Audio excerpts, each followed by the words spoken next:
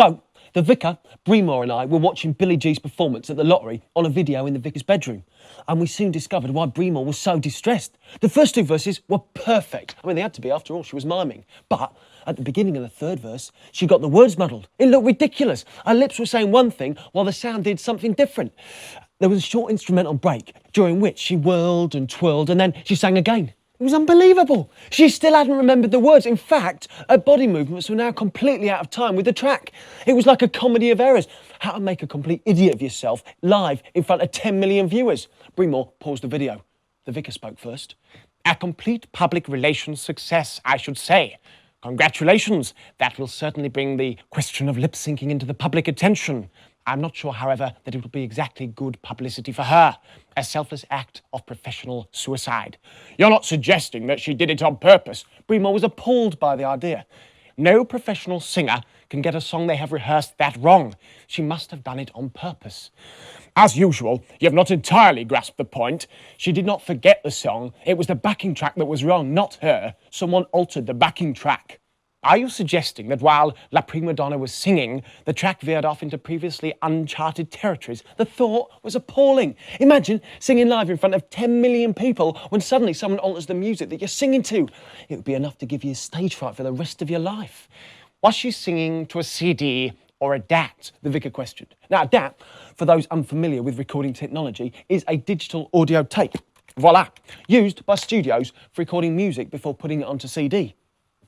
A CD, Breemore replied. And do you have the offending item? The vicar asked. Breemore reached into his suitcase and brought out a CD case and handed it to him. I'm not quite sure that we should be handling this. If you are suggesting that there has been some sort of deliberate crime, then presumably this is a matter for the police. I'm not sure what the crime would be. Something like making the National Lottery almost watchable? The vicar chuckled. I'm pleased that you find it amusing. Breemore puffed his nostrils and snorted like a thoroughbred racehorse. I regard it with the utmost seriousness. As Billy G's manager, I have a duty to protect her from anything like this. Not to mention the fact that it was you that encouraged her to appear on the show in the first place, and that if her sales drop, you may not be able to afford that chauffeur, or your golden reputation might be tarnished. It might even damage your chances of getting a knighthood. Breemore stared at the vicar. He was clearly not accustomed to being spoken to in this manner. I couldn't take my eyes from them as they stared each other down. It was better than watching a boxing match. Some cable channel should have put Breemore versus the vicar on pay-per-view. I came here in the hope that you might be willing to help me. The moment of surrender. This is probably the closest to pleading that a man like Breemore ever gets. Hey, if this was WWE wrestling, by my reckoning, Breemore would have been choke-slammed and be banging on the mat. The vicar played the merciful conqueror. He drew up a chair and offered one to Breemore. I'm intrigued. Given our previous history, why on earth would you suppose that I would help you? And what exactly do you think that I can do for you? Always assuming I am willing. You have something of a reputation. Breemore shuffled in his seat. As I should know, having been on the receiving end of your skills in the past. He laughed nervously at his own joke. I hope, as two gentlemen, we might be able to set that aside. I'm sure you will agree that I've eaten my fair share of humble pie by being here at all. This comment seemed to invite a friendly reply from the vicar, but none was forthcoming. So, Breemore continued. I can recall reading in Music Week of several other cases where you've triumphed. There was that one only recently about that Argentinian band you were producing, whose record label was deliberately trying to bury their releases. He looked up at the vicar, who still sat there, silently. Would it help if I told you that until his recent problems, Malvolio, as you so cruelly call him, was convinced that you were the most brilliant man he had ever met? Breemore tried as a last throw of the dice. Indeed, it might, the vicar said, breaking his silence. Flattery will get you everywhere, as well you know. And you are generous to have taken an interest in my career, if not the music that I produce. He seemed extremely amused with the whole thing. So, you have come here to hire James Bond, licensed to kill with a DAT machine and a roll of Ampex tape. All very wonderful. You seem to be overlooking the fact that the affairs referred to in those Music Week articles concerned poor, downtrodden musicians who were being maltreated by large, greedy record companies. I suspect that if there were to be a civil war in the record business, I would be fighting against you rather than with you. Why do you insist on seeing this business as a conflict? Is it not a partnership between management and the musicians? I think that question was meant to be one of those rhetoric thingies, you know, the ones that you don't need an answer. But the vicar would never let something like that go. A partnership in which the management gets rich and ends up owning everything, including the music written by the musicians, while the musicians do all the work. Can we not save this argument for another day? Breemore held up his hands in surrender. We shall agree to differ. Billy G is a musician who can benefit from your help. I'm sure that the police would serve you better, although this is close to the most exciting offer I have ever had. I've never been hired as a troubleshooter before. I could see that the vicar was tempted by the idea. Nor would you be now, Breemore replied. You would come on board as part of her crew, only, hopefully, while you're there, you can apply that bright little mind of yours to the problem of preventing anything like this happening again. Does Billy G need a record producer? Best beware. We might make strange music together. No, she does not need a record producer, and I would never let you within a mile of her recordings. She does, however, need a sound engineer to go with her on tour. It begins at the Sun Plaza in Japan in 3 weeks' time, although we would, of course, need you to start tomorrow. Good God, Richard, you are just as absurd as ever. You come here in the middle of the night, bringing me all your problems, expecting me to drop everything and come at the snap of your fingers.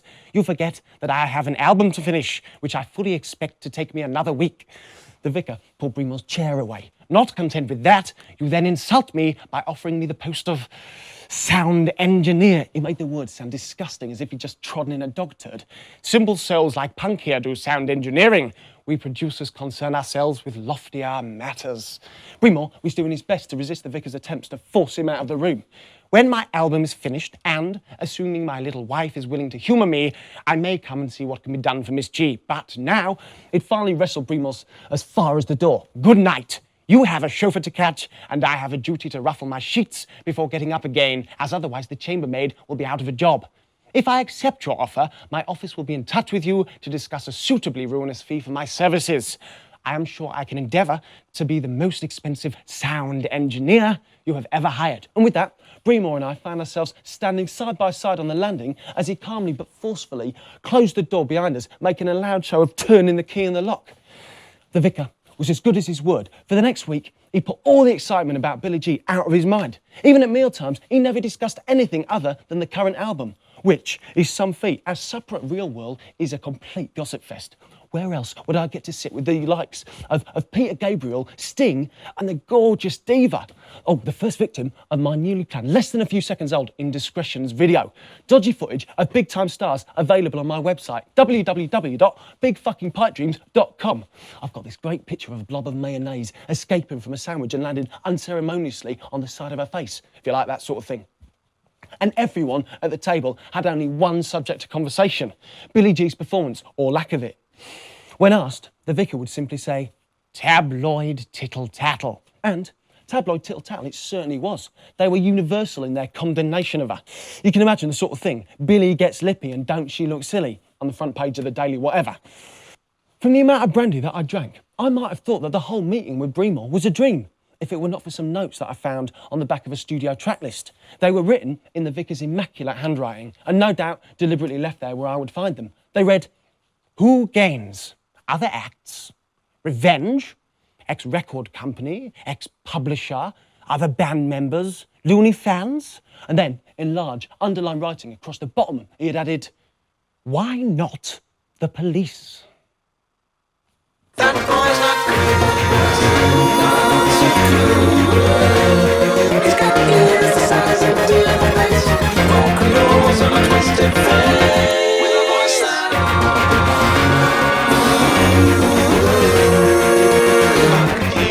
While I'm here, I've just realised that I've forgotten to mention our final morning at Real World. Now hey, it may have nothing to do with the plot, but nothing is going to make me miss this one.